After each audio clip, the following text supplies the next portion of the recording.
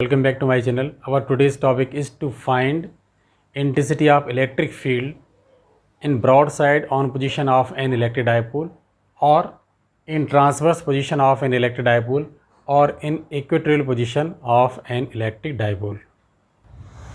Let AB is an electric dipole, consists of plus Q and minus Q charges placed at a distance 2L apart, and P is a point at perpendicular bisector. It is perpendicular bisector. Okay, P is a point at perpendicular bisector at a distance small r from midpoint O of the dipole, where intensity of electric field is to be determined. It is our problem.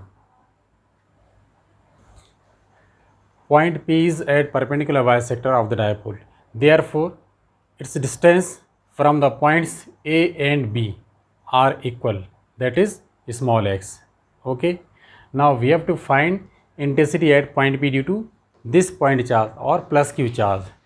So we have a formula E equals to 1 upon 4 pi epsilon naught K Q upon R square. This is the formula to determine intensity of electric field at any point due to a point charge.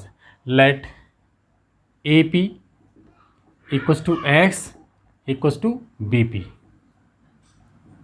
Okay, then intensity of electric field at point P due to plus Q charge, E1 equals to 1 upon 4 pi epsilon naught K Q upon X square, equation 1, where K is dielectric constant of the medium.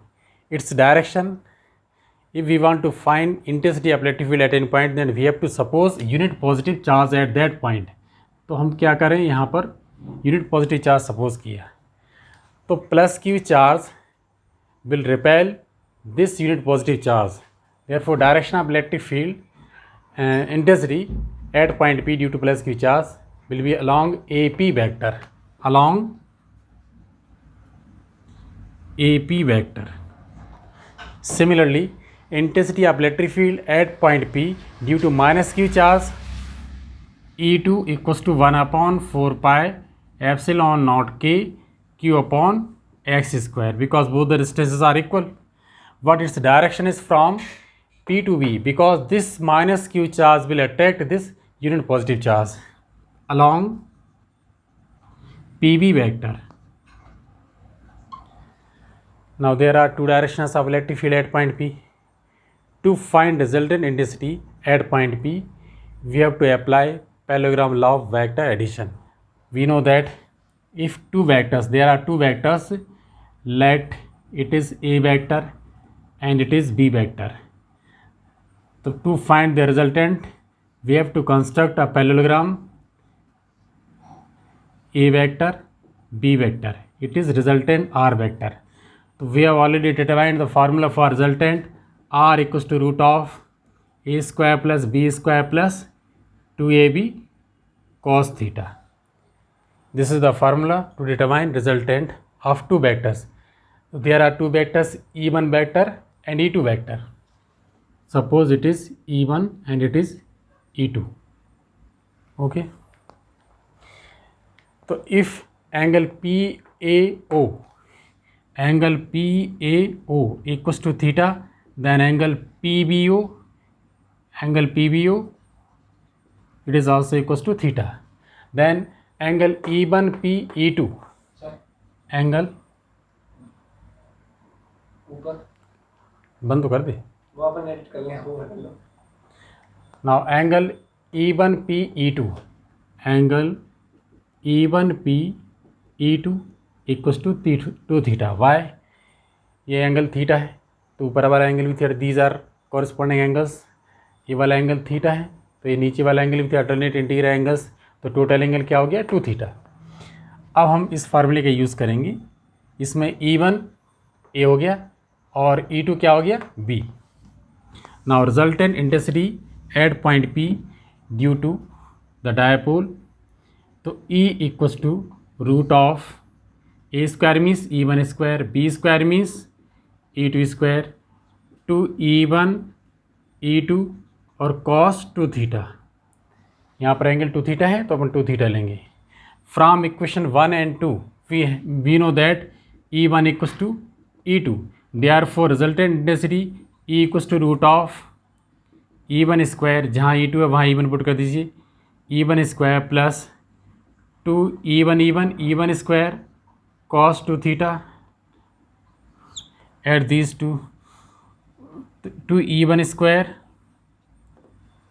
बंद कर, adding E1 square and E1 square, तो it is 2E1 square plus 2E1 square cos 2 theta. Okay, अब इसको इन दोनों में से common ले लेंगे इसको अपन, तो E equals to root of 2E1 square 1 plus cos 2 theta, what 1 plus cos 2 theta equals to 2 cos square theta, therefore E equals to root of 2E1 square into 2 cos square theta, 2 to the 4 square root 2 square root of E1 square E1 square root of 2 cos square theta cos theta. It is resultant intensity. Now putting the value of E1, तो E equals to 1 by, value of E1 is 1 by 4 epsilon naught के q upon x square, और ये 2 और cos theta, it is equation 3. Now in right triangle POA, in right triangle POA,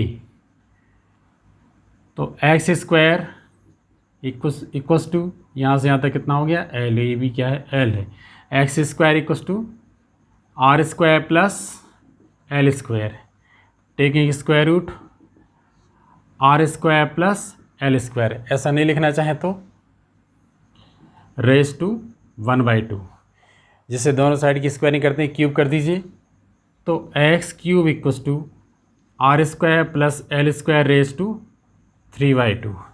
अब x q की value find क्यों की, अपन को इसकी आगे ज़रूरत पड़ने वाली है, ठीक है. अब हमको एक कॉस थीटा की वैल्यू फाइंड करनी है, cos theta base upon hypotenuse L upon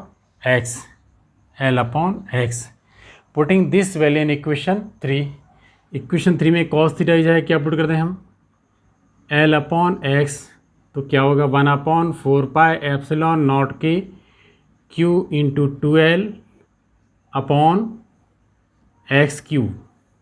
Okay, what we know that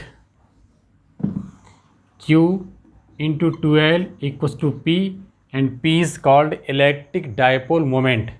Therefore E equals to 1/4 pi epsilon naught K P. What is the value of x cube? R square plus L square raised to 3/2. Okay, if L much less than R, then it can be neglected.